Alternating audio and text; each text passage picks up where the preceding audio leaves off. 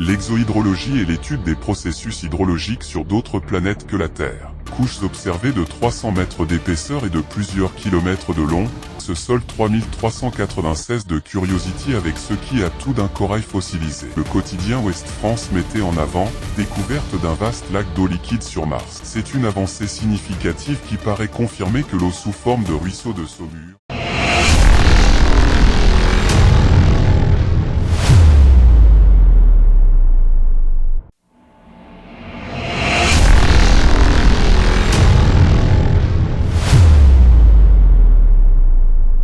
L'exohydrologie est l'étude des processus hydrologiques sur d'autres planètes que la Terre. Du fait, l'exohydrologie est liée à la recherche de vie extraterrestre. En effet, de nombreux scientifiques pensent que pour que l'apparition de la vie, telle qu'on la conçoit, soit possible, il faut forcément des conditions qui s'y prêtent, avec comme principal ingrédient l'eau à l'état liquide.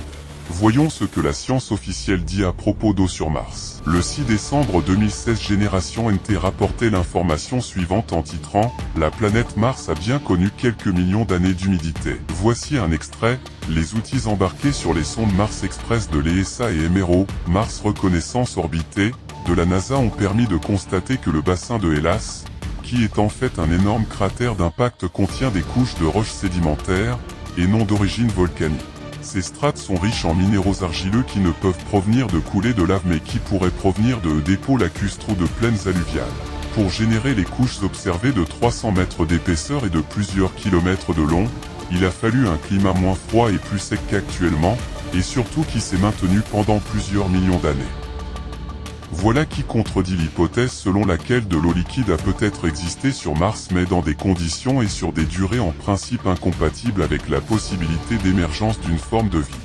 Que Mars ait pu connaître l'émergence de formes de vie se trouve renforcé par l'examen de clichés, tel ce sol 3396 de Curiosity avec ce qui a tout d'un corail fossilisé. Depuis, il y a eu beaucoup d'annonces démontrant que dans le passé Mars avait des océans.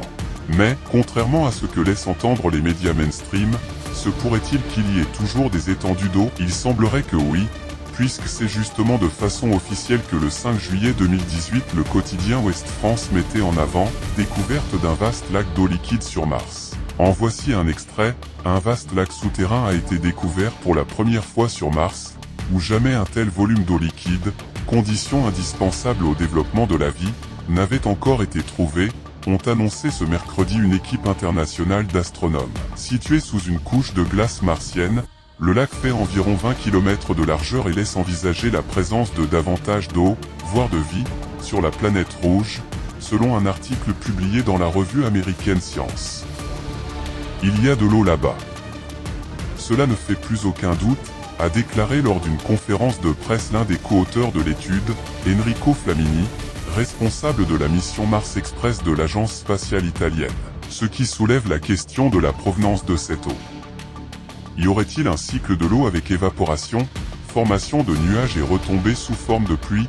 La science mainstream est sans appel, en raison de sa faible atmosphère, de ses basses températures et de l'absence de magnétosphère. Les précipitations liquides, c'est-à-dire la pluie, n'ont pas lieu sur Mars. Fondamentalement, le rayonnement solaire entraînerait la dissociation de toute eau liquide dans l'atmosphère en hydrogène et en oxygène. Et à cause de l'atmosphère froide et mince, il n'y a tout simplement pas assez d'eau liquide à la surface pour maintenir un cycle de l'eau. Parfois, de minces nuages se forment dans l'atmosphère et les précipitations tombent sous forme de neige.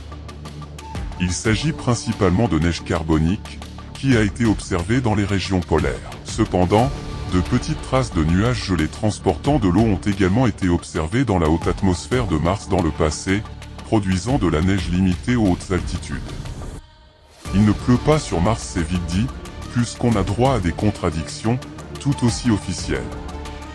Par exemple, voilà ce qu'on peut lire sur pnet.com Science, il y a en fait plus de vapeur d'eau dans l'atmosphère martienne que dans les couches supérieures de l'atmosphère terrestre, expliquait Armin Kleinball de la NASA en 2013. Sur la même page, la NASA explique, ces précipitations prennent très probablement la forme de givre. Nous pensons que Mars est en grande partie froide, morte et sèche, mais on nous a tous appris que les nuages sont faits de vapeur d'eau, de la vapeur d'eau qui finit par tomber à la surface sous forme de pluie ou de neige.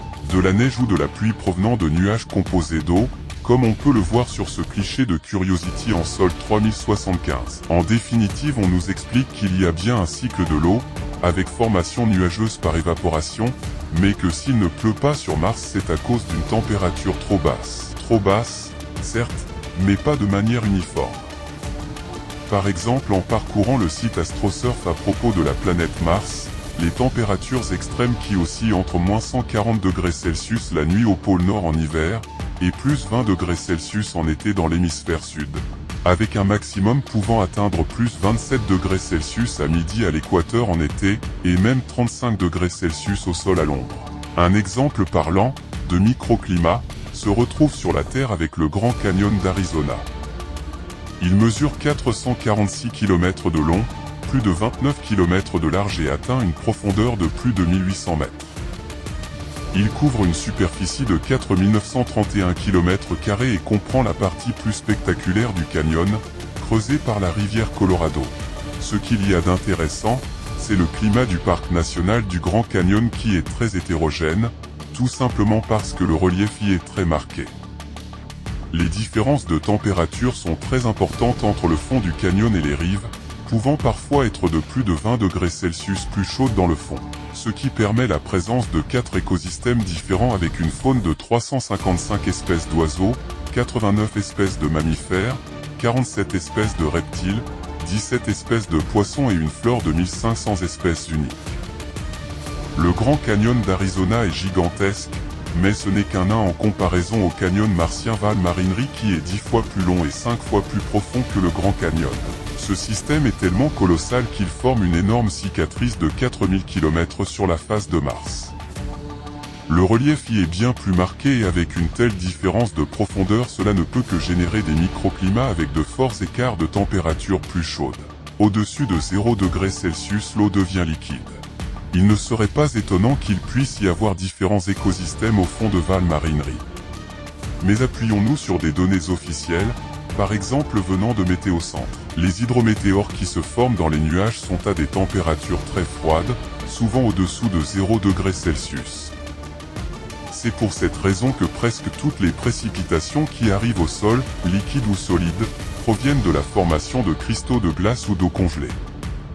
Ces précipitations solides tombent et fondent en cours de route si la température de l'air atteint plus de 0 degrés Celsius et arrive sous forme liquide au sol, sinon elles restent sous forme solide. Des précipitations martiennes pourraient non seulement expliquer la présence de vastes lacs souterrains, mais donneraient sens à des prises de vue de la sonde Mars Global Surveyor, lesquelles révéleraient des lacs de surface, comme le cliché M09-01354 en ligne le 16 octobre 2000. De même que le cliché image R07-0100 pris par la même sonde semble aussi montrer des étendues d'eau, mis en ligne le 20 avril 2004. À cause d'une amnésie médiatique, qui aurait dû faire la une de la presse, je rapporte ici une information d'une grande importance concernant la présence de grandes étendues d'eau sur Mars. Le 23 janvier 2004, l'ESA, l'Agence spatiale européenne, a posté sur son site ce communiqué de presse donné au Centre européen d'opération spatiale de l'ESA, à Darmstadt, Allemagne. Pour cette occasion, ils ont présenté des images étonnantes, notamment cette photo prise par Mars Express de l'ESA en janvier 2004 à partir d'une hauteur de 273 km.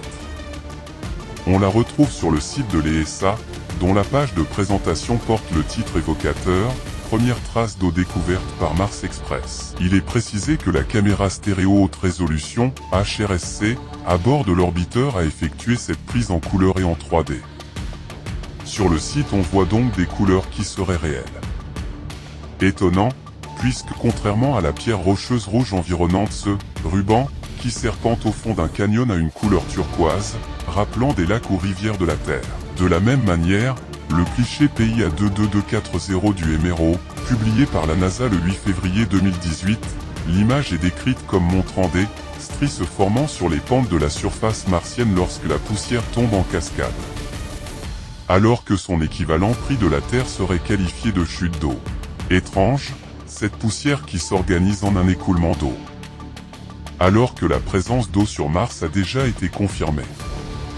Par exemple en 2015, Jim Green, un des directeurs de la NASA, a déclaré lors d'une conférence de presse « Mars n'est pas la planète sèche, aride qu'elle semblait être jusqu'à présent. La NASA a découvert que de l'eau liquide coule à certains moments à la surface de Mars, une trouvaille majeure qui révolutionne la compréhension de la planète rouge où la vie pourrait exister. C'est une avancée significative qui paraît confirmer que l'eau sous forme de ruisseau de saumure coule aujourd'hui à la surface de Mars, a déclaré John Grunsfeld, administrateur adjoint de la NASA, lors d'une conférence de presse à la suite de la publication de cette découverte dans la revue britannique Nature Geoscience. Un avis partagé par Martin Bass, de l'Observatoire de l'Université de Gand, qui a qualifié cette découverte de « spectaculaire ». Elle rend la planète très attrayante et nous permet désormais d'avoir une idée beaucoup plus claire d'où nous devons chercher la vie sur Mars, là où il y a de l'eau. Une information confirmée par des prises de vue mises en ligne par la NASA le 28 septembre 2015 au titre plus qu'évocateur, la NASA confirme la preuve que l'eau liquide coule sur Mars d'aujourd'hui. La même région prise à différents moments révèle des écoulements d'eau de plusieurs centaines de mètres.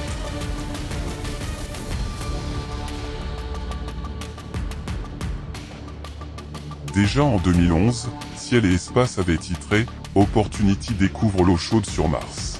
Extrait de la publication, dès son arrivée au bord du cratère Endeavour, le robot aurait donc trouvé la trace d'une source hydrothermale. Opportunity a observé des roches excavées par un petit impact météoritique et qui présentent une composition chimique différente de tout ce qu'il avait pu rencontrer jusque-là, notamment les myrtilles.